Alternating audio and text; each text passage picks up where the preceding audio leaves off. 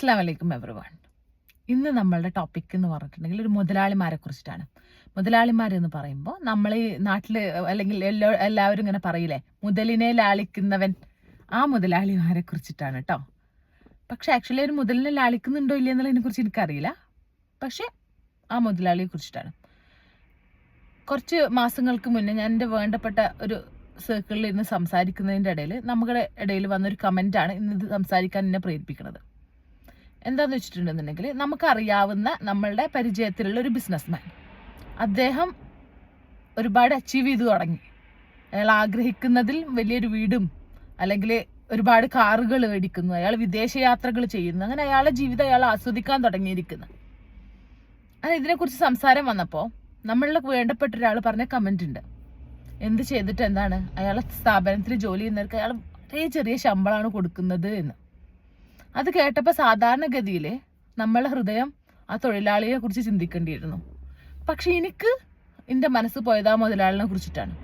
Okay, അയാളുടെ കാരണം എന്താണെന്ന് വെച്ചിട്ടുണ്ടെന്നുണ്ടെങ്കിൽ, ചെറുതോ വലുതോ ആയിക്കോട്ടെ, ഒരു ശമ്പളം കൊടുക്കാൻ പാകത്തിന് ഒരു തൊഴിൽ ക്രിയേറ്റ് ചെയ്തതിന് ശേഷമാണ് നമ്മളിരുന്ന് ക്രിട്ടിസൈസ് ചെയ്യുന്നത് എന്നുണ്ടെന്നുണ്ടെങ്കിൽ അതൊന്നും കൂടെ നമുക്ക് മനസ്സിലാക്കാൻ പറ്റും. ഓക്കെ, നമ്മളിപ്പോൾ അയാൾ കൊടുക്കുന്ന ശമ്പളം ചെറുതാണ്, ആ സ്ഥാപനത്തിൽ വളരെ ചെറിയ ശമ്പളമാണ് എന്നൊക്കെ നമുക്ക് പറയാൻ എളുപ്പമാണ്. പക്ഷെ ആ ചെറിയതായൊരു ശമ്പളമെങ്കിലും കൊടുക്കാൻ പാകത്തിന് ഒരു തൊഴിൽ സൃഷ്ടിക്കാൻ നമ്മളെ കൊണ്ട് സാധിച്ചിട്ടുണ്ടോ എന്നുള്ളത് വലിയൊരു ഇമ്പോർട്ടൻ്റ് ആയുള്ള കാര്യമാണ്. അയാളുടെ സ്ഥാപനത്തിലോട്ട് ഒരു തൊഴിലാളിയെ നിയമിക്കുമ്പോൾ അയാളുടെ അവരുടെ അടുത്ത് പറഞ്ഞിട്ടുണ്ടായിരിക്കും, എൻ്റെ ശമ്പളം എനിക്ക് തരാൻ പറ്റുന്നത് 4,000 or 5,000 ആയിരിക്കാം, ഇതാണ് നിങ്ങളുടെ ജോബ്, ഇന്ന മാതിരി കാര്യങ്ങളൊക്കെ നിങ്ങൾ ചെയ്യേണ്ടി വരും എന്ന് പറഞ്ഞിട്ടായിരിക്കും ഒരാൾക്ക് തൊഴിൽ കൊടുക്കുന്നുണ്ടായിരിക്കുക. ഒരാളെയും അദ്ദേഹം നിർബന്ധിച്ചിട്ടുണ്ടാവില്ല ഇന്റെ സ്ഥാപനത്തിന് നിങ്ങൾ എത്രയാലും വന്ന് ഈ ഒരു ശമ്പളത്തിന് ജോലി ചെയ്യണം എന്നുള്ളത്. അത് പറയാതെ അയാൾ കൊടുത്ത ജോലി ഓക്കെ ഞാൻ റെഡിയാണ് എന്ന രീതിയിൽ ആക്സെപ്റ്റ് ചെയ്തതിന് ശേഷം, എല്ലാം കഴിഞ്ഞ് നമ്മൾ ആ സ്ഥാപനത്തിൽ കയറി പറ്റിയതിന് ശേഷം എനിക്ക് ചെറിയ ശമ്പളമേ തരുന്നുള്ളൂ എന്ന് പറഞ്ഞിട്ട് ഈ മുതലാളിനെ മറ്റുള്ളവരെ മുന്നിൽ കുറച്ച് കാണിപ്പിക്കുന്ന ഒരു സിറ്റുവേഷൻ ഉണ്ട്. അതൊട്ടും ശരിയല്ല. ഇന്ന് ചെറുതായിട്ടെങ്കിലും നിങ്ങൾക്ക് ശമ്പളം കിട്ടുന്നുണ്ടോ എന്ന് ഉറപ്പുവരുത്താൻ ആ മുതലാളി ശ്രമിക്കുന്നില്ലേ? അയാളുടെ ഒരു എന്താ പറയുക, ബിസിനസ് തുടങ്ങിയ സമയത്ത് അദ്ദേഹത്തിന് ഒരു ശമ്പളം പോലും ചിലപ്പോൾ എടുക്കാൻ പറ്റിയിട്ടുണ്ടാവില്ല. മാസങ്ങളോളം വർഷങ്ങളോളം അദ്ദേഹം ശമ്പളം എടുത്തിട്ടുണ്ടാവില്ല.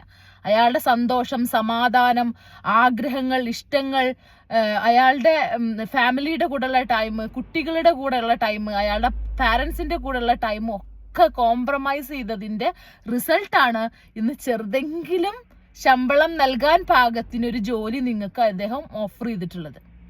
ഓക്കെ, എൻ്റെ ഹൃദയം പോയത് അദ്ദേഹത്തിന്റെ കൂടെയാണ്. തൊഴിലാളികളുടെ കൂടെ തീർച്ചയായിട്ടും പോവും, ഇല്ല എന്നല്ല ഞാൻ പറഞ്ഞത്. അതൊരു അനദർ ടോപ്പിക്കാണ്, അത് ഇതിനകത്ത് കുത്തിക്കയറേണ്ടെന്ന് കരുതിയിട്ട് ഞാൻ പറയാതിരുന്നതാണ്.